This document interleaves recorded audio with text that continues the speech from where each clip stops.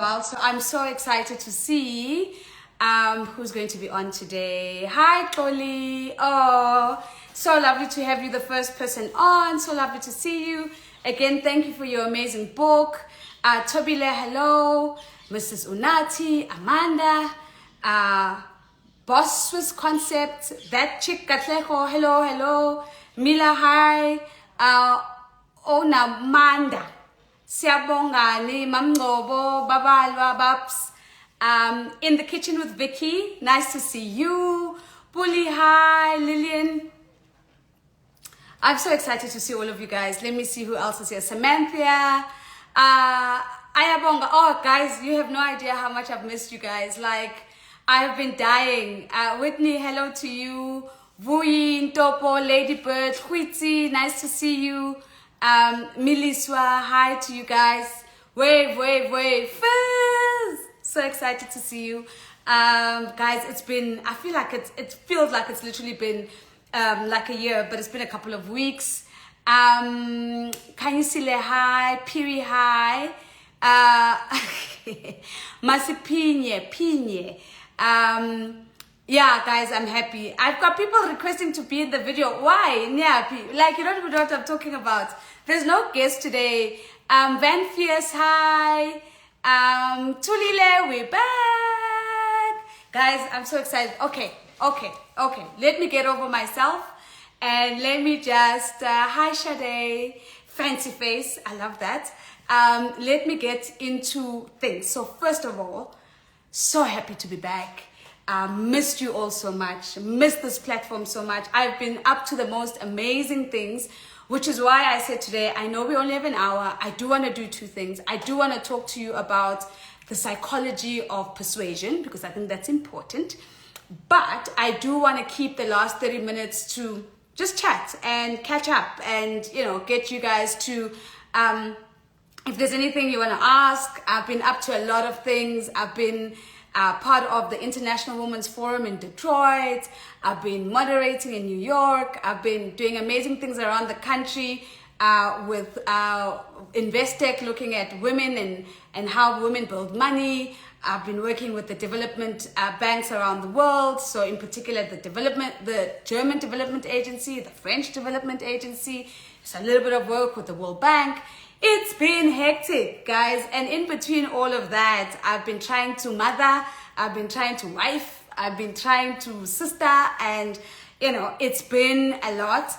The one thing that I do want to share is I just saw my son today trying to pick up his shadow. And I was just thinking to myself, like,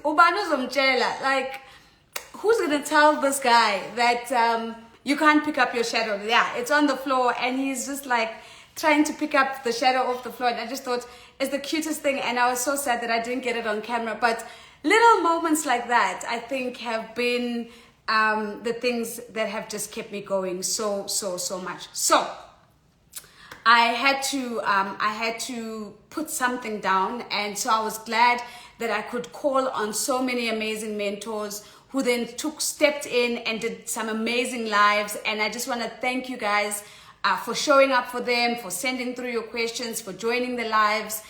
You've just given everybody such an amazing experience. And it's really shown me that it is possible that, Mentorship Monday can grow so that there are other mentors who are, holding down the space, and it's not just me.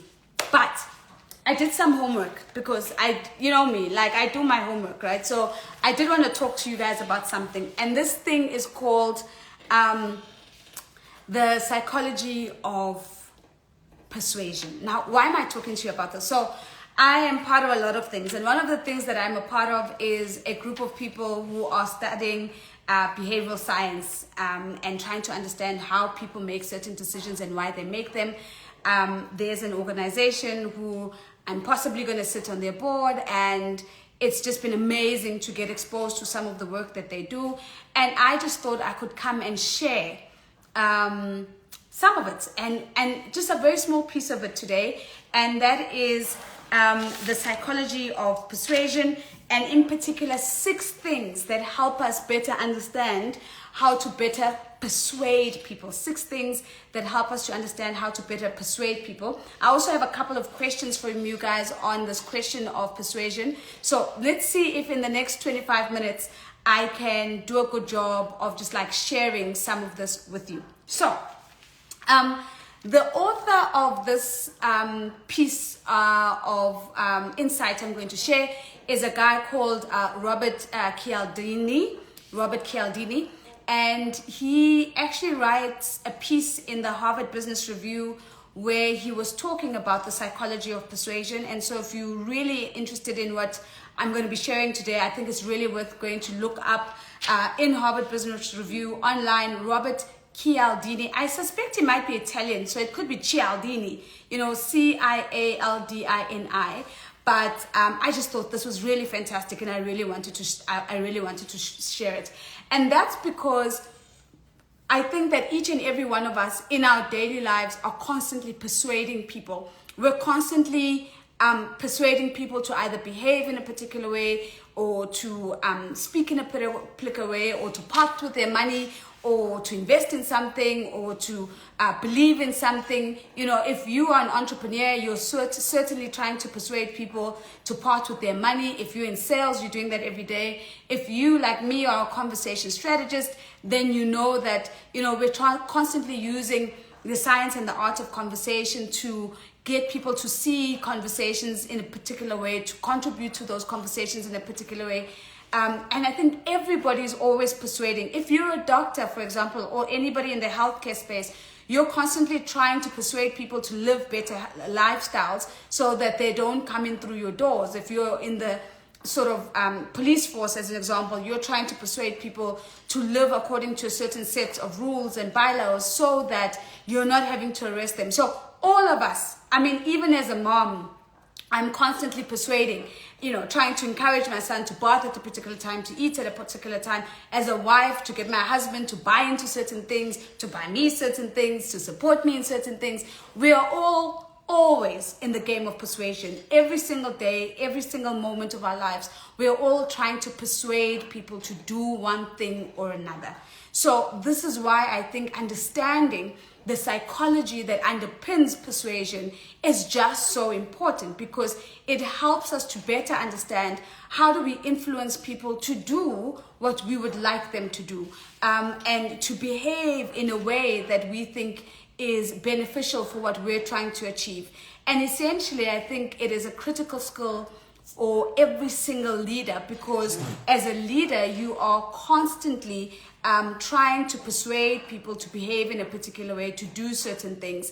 And you can't force people. You can't, back in the day, they used to say in business school that there's only 2 ways of getting people to do what you want them to do. You either beat them to do it, so you use the stick, so you use enforcement measures, threats, that kind of thing, or you use the carrot, so incentives and that kind of thing. And basically what Robert, I think Cialdini sounds sexier. So I think what Robert Cialdini is saying to us is that it's much broader than just the carrot and the stick, and that it would help us to understand what really drives persuasion, because it then helps us to get people to do what we want them to do. People to buy from us, people to eat a particular time, to people to behave in a particular way, and so on and so forth. So there are 6 things that Robert says we've got to look at. He says there are 6 things that you've got to understand if you want people to behave in a particular way.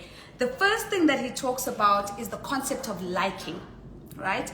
And he says whether you want to believe it or not, and whether you want to walk around saying, oh, I don't care if people like me or not, but people are more likely to do what people that they like ask them to do.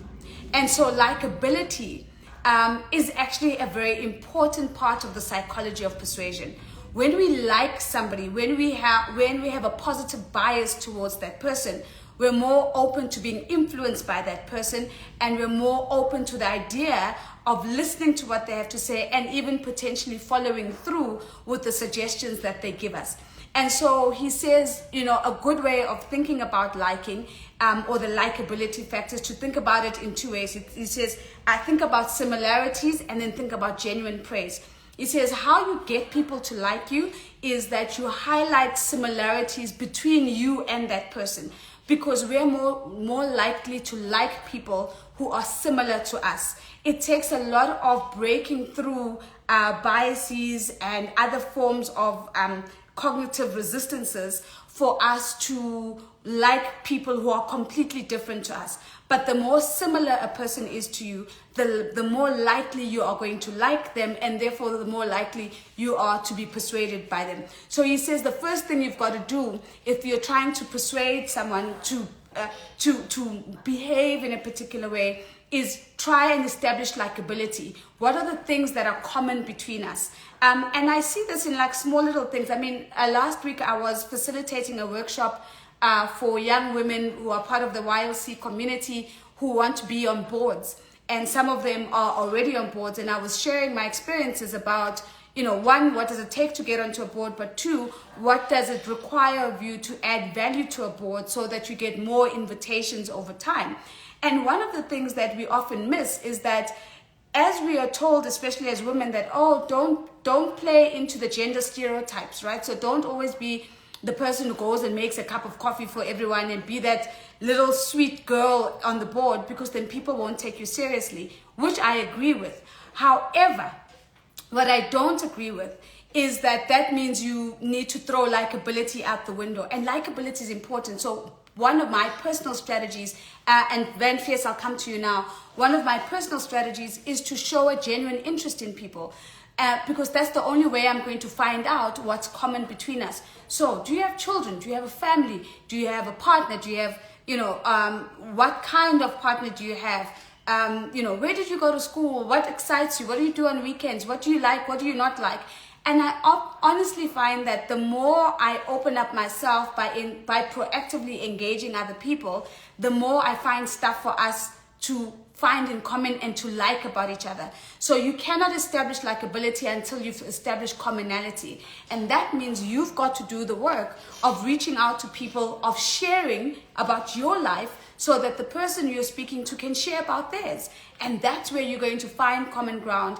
And that person is much more likely to be influenced and persuaded by you, because they not only feel that you have an interest in them, but they feel that they are similar to you. And because similarity is the foundation of likability, that is important. The second part of likability is what Robert calls genuine praise. So this idea, an emphasis on genuine, right? So we're not, this is not fake praise where you're giving people fake compliments, but genuinely looking for good things that people are doing and making it your job and being intentional about highlighting that and celebrating them publicly and giving them that praise. And sometimes it's really small things. I was just in a board audit committee meeting earlier on today, and I noticed something that the chair did, and that was to, really be so generous with his praise, especially for the CEO around something that we're busy working on at the moment. And it just struck me that, this is the psychology of persuasion in play. And I learned something in that moment, that we can never praise too much. We can never celebrate people too much. People don't tire from hearing the good things that they've done, and especially that those things are being acknowledged. So we really need to practice that. So that's the first principle, likability. And before I move on from it, Robert makes such a good example. He talks about, back in the day, there used to be these things called Tupperware parties, where a person who was selling Tupperware would call a Tupperware party into their house and then try to sell Tupperware, right? And if you think about it, what the Tupperware host would do is firstly establish sameness and commonality. We're all housewives, right? Concerned with how we are using Tupperware as part of the tools of our home and keeping order and so on and so forth. And also, in addition to that, giving genuine praise. And so there's always this recognition of people who are buying the most. And so he says, if you study the phenomenon of Tupperware parties, you actually realize how important likability is. Akhuti is saying, how do you set a strong boundary with colleagues whilst trying to establish likability?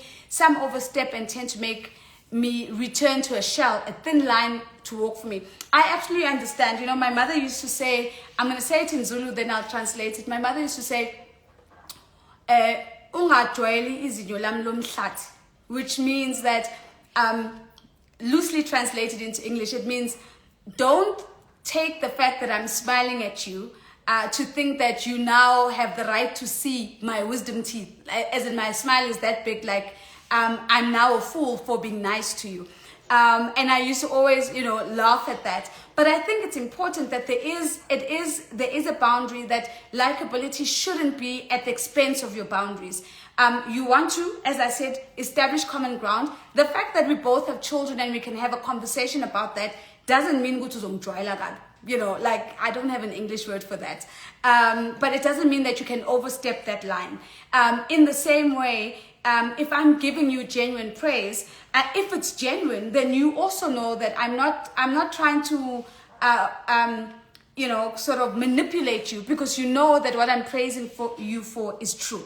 Okay, so that's the first one. There's 6, so I want to get through them quickly. The second one is the concept of reciprocity, right? So the long and short of this is that people like to receive what they give. And so there was a study that was done that showed that if, for example, there was, I think it was a charity that was trying to raise money, and for many years they would put out say 1,000 requests, and they'd get about 18 to 20% of people coming back and actually contributing towards their charity.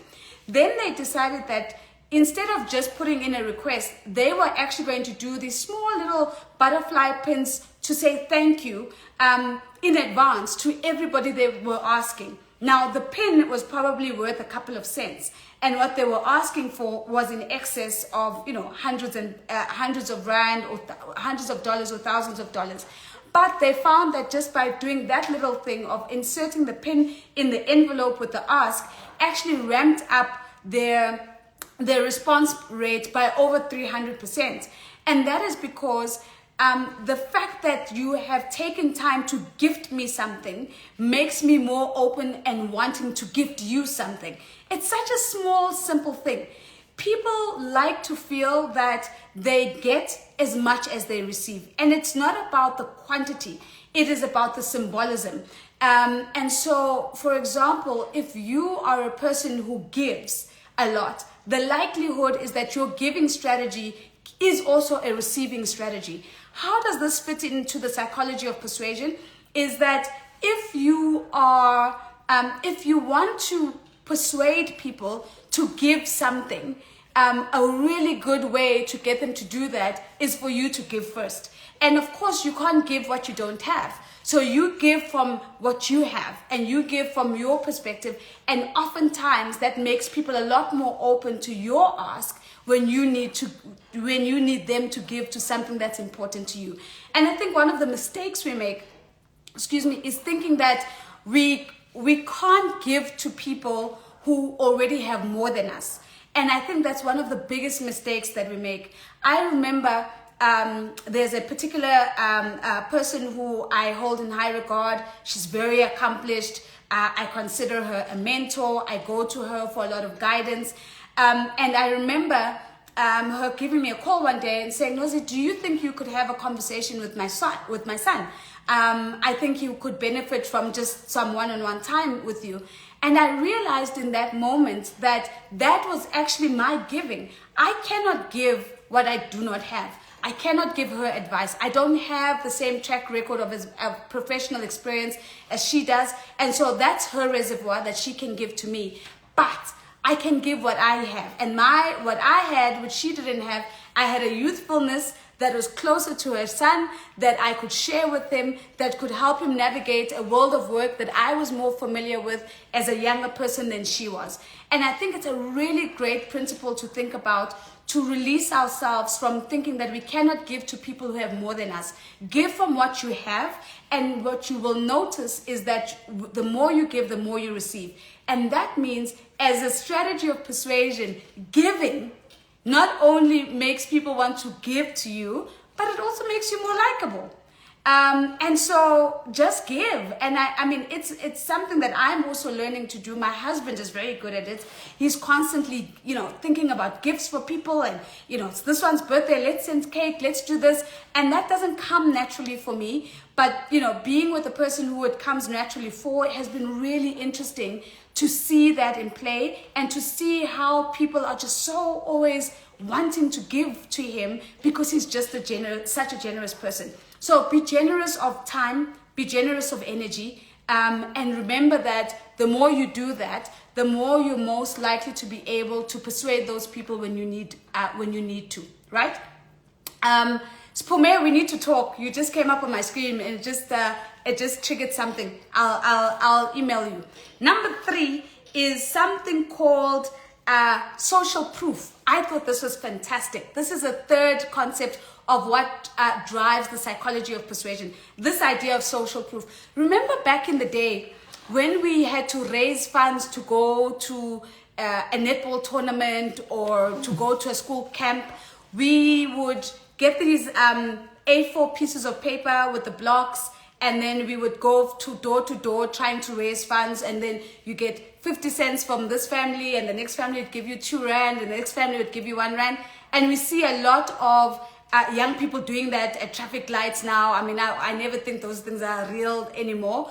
But what Robert says is that when people see the names of other people, and particularly names of other people that they recognize, they are more likely to also follow in the action that's being required. So again, if, for example, the request is that we're trying to raise 1,000 rand because we have to go to a netball tournament. If you go to people in the same street, and those people, of course, know each other, and the first family gives you 100 rand, the likelihood that the second family, seeing the name of the first family, to give you any contribution is actually much higher than if you just went to them without the social proof. So social proof is a really powerful way of getting people to buy into something that they would otherwise not do, but they do because they see that other people that they hold in high social regard have contributed as well. And that's why a lot of people who are trying to persuade people to part with money, like fundraising campaigns as an example, they'll talk about matching the fundraising. So I'm going to come to you to try and raise 10 million rand or whatever it is. And as I come to you, I'm also going to tell you how I've already raised 2 million rand from somebody else. And because we all like to be in good company, the likelihood that we then contribute because somebody that we hold in high social regard has given is something that we're likely to do and also give as well. So I thought that was really interesting. And this is why even in business, we rely so much on testimonials. Because what testimonials do is that because we can't just rely on seeing the next door neighbor's name on the piece of paper in order for us to give, what we tend to do is that we take the testimonials of others as social proof that we too can either buy the thing that they've bought or do the thing that they've done. And that's why even online positive online reviews are so important, because we're always looking for social proof to help us feel better about doing the thing that we're being asked to do. And so, of course, if you're trying to get people to do something that you want to do, how are you leveraging the concept of social proof to get them to do that? That's number 3. Okay, number 4, I thought was really interesting. That is the idea of public commitment, emphasis on public. And basically what Robert is saying here is that when people make a public commitment, so whether they write something down, whether they speak it out in front of other people, the likelihood that they're going to follow through and do what they said they're going to do is much higher. Much higher than if it is just a conversation between the two of you, or that person you've sent them an email or just sent them a letter and they haven't sort of discussed it with anyone or engaged it with anyone. The likelihood that they're going to do something about that or do what you ask of them is much, much lower. And so I began to think about, what are the public commitments that we're constantly asking of people in different ways so that we can get them to do what it is that we want them to do. It struck me that as I'm driving through Joburg recently, in fact, around the country, if you notice, there's a lot of register to vote posters from the different political parties in the lead up to the elections next year. And I asked myself, why waste money on a register to vote poster when you could just do a poster that says vote for us? And for me, that actually makes a lot of sense, because if they just go vote for us, a direct ask without a public commitment first, the likelihood that that person on voting day is going to get out of their house and go and vote is actually much lower than a person who makes a public commitment by going to register first. So because you've done the work and you've made an active choice to go and register, because you're registered, the likelihood that on election day you're going to go get up and then go and vote is actually a whole lot higher. And I thought that was absolutely fascinating.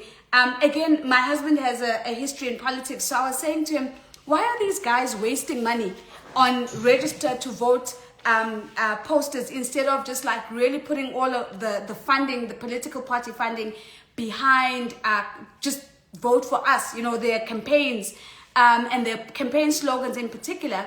And we had this long conversation after I read this article, and it really made sense to me, because the psychology says when we make a public commitment, when we go out and other people see us and we're standing in a queue and we're publicly making a commitment to vote, the likelihood is that we're going to get up and we're going to go and vote.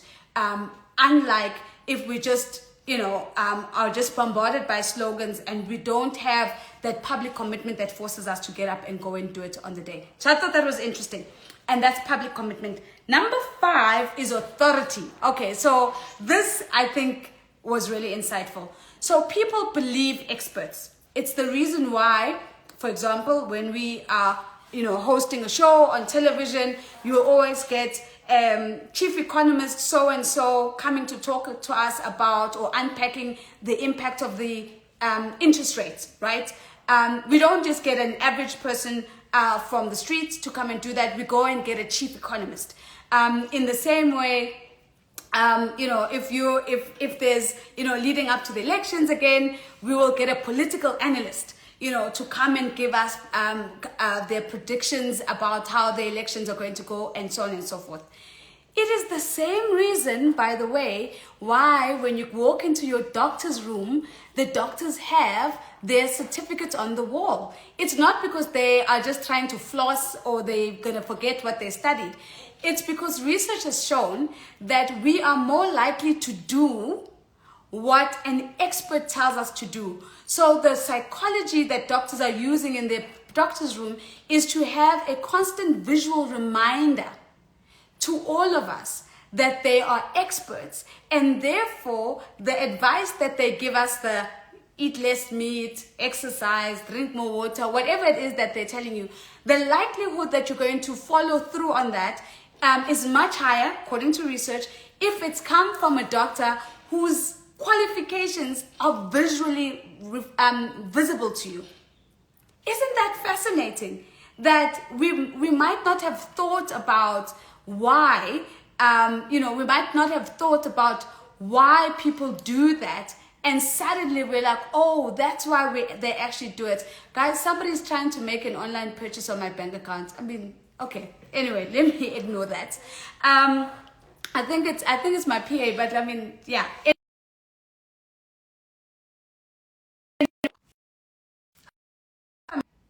I'm just checking in. Please let me know if you guys can still hear me, so that I can see that this is not moving anymore.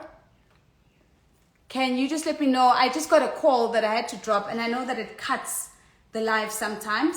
Can you just drop me a quick comment if you guys can still hear me? Oh, perfect. All right. Thank you. Perfect. Okay. Sorry about that. So I was making the point about why doctors have their certificates on the wall, because research is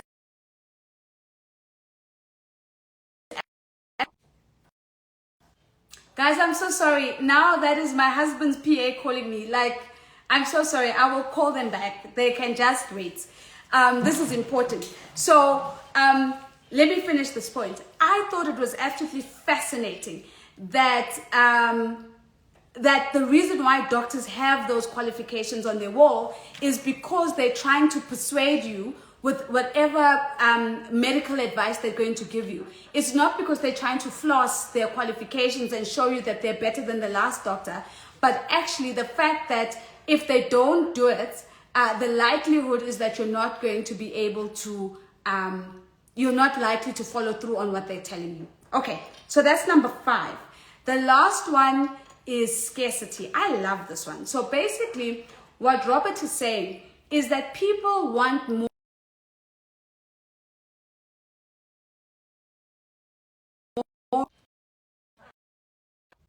Guys, everybody's calling me. Like, everybody's calling me. Like, I'm going to have to call back so many people after this. But, okay, this is the last comment. I feel like everybody's trying to get me off this live. The last comment is this: scarcity.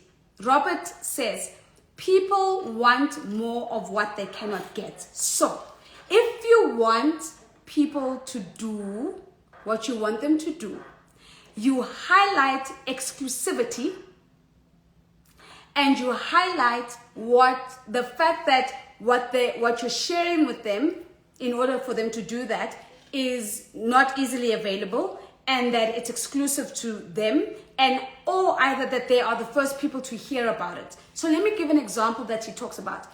They talk about, if you say to people, you should buy beef now before the price of beef goes up, because it's going to go up next year, the likelihood, or next quarter, the likelihood is that there are a few people who then would follow through and buy. However, if you say to them, the likelihood of the price of beef going up is high, but also you guys are the only people who actually know this. The likelihood is that they're going to actually go buy even more beef now because of the principle of scarcity. If we feel that we're getting exclusive information or we're getting exclusive insights, the likelihood is that we're more likely to actually act on what has been required from us, because we always want more of what we cannot have. So I thought that was interesting, because I think it really then should influence the way you position things. So he talks about using the language, no, not the language of lost language, which I thought was interesting, right? So speaking to people and saying things like, there's a very short window to make this purchase. Or, the opportunity for us to engage is likely only available over the next 48 hours, and then it's going to close. Even for my business, right, to think about how I position to clients that, I can't guarantee my availability if you don't confirm your conference now. And so the idea that they might lose out, and the idea that if they come back tomorrow, I might not be available, really becomes a real thing. It's the same reason why when you're booking a flight ticket, for example, they will say 2 seats left. And I learned that that's not always true. Sometimes there's 56 seats left. But the fact that we all see 2 seats left is all about using the psychology of persuasion to get you to buy the ticket now. Isn't that fascinating? Anyway, so that's what I wanted. This is what I wanted to share with you. Jeanette says, those are such great insights. I could recognize my own patterns in what you have mentioned. So interesting. I also thought it was really, really interesting. So those are the 6 things. And back to the question, somebody was asking, what's the article? It's not a book. So his name is Robert, I think it's Cialdini or Cialdini, Cialdini. You can just Google him. It's a Harvard Business Review article. It's available online, and it's called The Power of Persuasion. So number 1 is likability, reciprocity, social proof, public commitment, authority, and scarcity. Thank you, Bianfias. And those are the 6 principles you can use to get people to do what you want them to do. So, to the question of, a couple of you asked me a few questions. Let me see, we've got about 20 minutes. So Ceci says, I'm really passionate about a cause and I really want to rally support for it. How can I effectively persuade people to join my mission and become advocates for a shared goal? So Ceci, I really hope, oh, Meals by Grace, I'm coming now. I really, really hope that the 6 things will really help you, because I think applying those 6 things in combination is actually going to be the thing that's going to allow you to get things over the line and to get the support that you need. Meals by Grace is saying, but Nozi, does the last one not lead to people becoming untruthful? Where do we draw the line? Remember, so when you read the article, the very last paragraph that Robert dedicates to this piece is about truthfulness. And that he says, this is not about using these tools for manipulation. If you're lying about scarcity, then you're lying. I honestly just don't believe the 2 seats left story. I don't know why, but having understood this now, I'm like, I know, guys. On the same flight, there were 2 seats left yesterday, and sometimes you come back and then there's 4 seats. I don't buy it. So I do think that people do cross the lines. I do think that algorithms cross the line all the time. But I do think Robert's call to action, which is for us to be truthful in our application of these principles, is very important. And Bo, I really agree with you. You know, it would be interesting to see how this applies to social justice work in general. I wouldn't even limit it to social justice literacy work. You know, how do we apply principles of behavioral science to get people to behave in a particular way? Maybe what you could do is go on to the website of Ideas 42, and they are an organization that was spun out of Harvard, and they look at the application of social justice issues. The application of behavioral science to social justice issues. And I think you might find that really, really interesting. They're called Ideas 42, and the 42 is an actual 42, so numerical.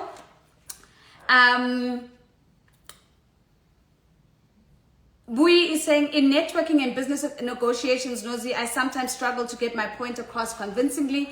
And I think that's probably a combination of things, right? So I think it's a combination of maybe not feeling confident enough to say what you want to say. And I think today for me is really about not so much, the content, but thinking about the tool that you're using, the conversational tool you're going to be using. Are you going to be using conversations of scarcity, or are you going to use public commitment? What is it that you're going to be using in order to get people to really hear you and get your point across? And I think this just deepens the conversation, because we sometimes think that it's just about being articulate and confident. But if it's not framed in the right way, either as, in lost language, or framed as in a way that makes me feel open to you because of likability, we still then miss the opportunity to persuade people and get them to move in a particular directions. Let me see. Sive says, how do we persuade our customers to choose us over a competitor who does the same thing? I think all competitors are going to probably use, all entities are going to try to use behavioral science to some extent. But at the end of the day, I think it's the value of your service and your product that's going to differentiate you, and the ability for you to use these tools to tell the story of what you do. And I think that's the power of this, that you could be selling exactly the same thing, but how you use these, I don't even know what to call them. For lack of a better, I want to call them conversational tactics, right? How you use these conversational tactics to form your organizational or product or service narrative, I think is going to be a big differentiator here. Smangele says, have you read the book 48 Laws of Power by Robert Greene, and what are your thoughts around it? Smangela, I haven't, so please educate us and let us know if you're on the call what the high-level blurb of that book is about. Fair Hope says, please help us with techniques to increase sales. I think everything we've just discussed about with Robert Cialdini's work is actually, in fact, from what I understand, the entire thrust is actually around convincing people to buy from you. So if you go into this and you unpack it, I think that the applicability to the sales environment is absolutely incredible. Litsejo says, how do you persuade companies to work with you as their training facilitator? My personal experience to get facilitation work is track record. It's really important to get referrals. It's really important to get testimonials. So that social proofing thing becomes very, very important. I think likability would matter. How do you position the work that you've done with where the organization is at, so people naturally want to gravitate towards you because they feel that you understand their struggles, you understand their challenges as an organization, and so that ups your likability. I think would be quite important. So social proofing, likability. I'm just trying to see what else I wrote in my notes, and then of course, you know, the other thing about reciprocity, which is giving, is actually it's the reason why people and consultants in particular, by the way, would send things like newsletters to their clients. It's not about just the dissemination of information. If your clients feel that they're getting something of value that they would otherwise have had to pay for in another context, that's already reciprocity in play, because they feel that you are constantly giving value. Therefore, they're also open to giving value into you, and oftentimes that could be just giving you the contract as their training facilitator. Van says likability and reciprocity is the biggest ones for you. I think I was just really surprised by most of them, but I think I really resonated with scarcity, because I can see how powerful that is. I have seen this in my own business. If I tell people, you know, I am booked a year in advance, please get your booking in before the end of the year, I see the difference in sales. And I think that's a really interesting strategy for all of us to think about, especially if you're running your own business. Okay, then, cool.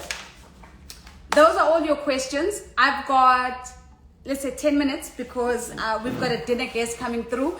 I'm happy to take any other questions. And of course, if there aren't any other questions, I'm also happy for us to wrap it. Sorry, I missed Crystal's question. Crystal said, how do I become more persuasive with my social media content?